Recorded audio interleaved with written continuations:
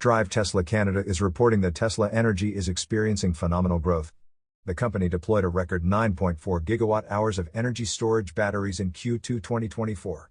This marks a 132% increase from Q1 and a 157% increase year-on-year. Tesla has already deployed 13.5 gigawatt-hours of batteries in 2024. This is nearly the total for all of 2023, which was 14.724 gigawatt-hours. The Lathrop Megafactory in California, opened in November 2022, has a capacity of 40 gigawatt-hours per year.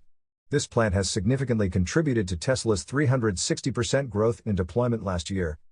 Tesla is also building a similar facility in Shanghai, China.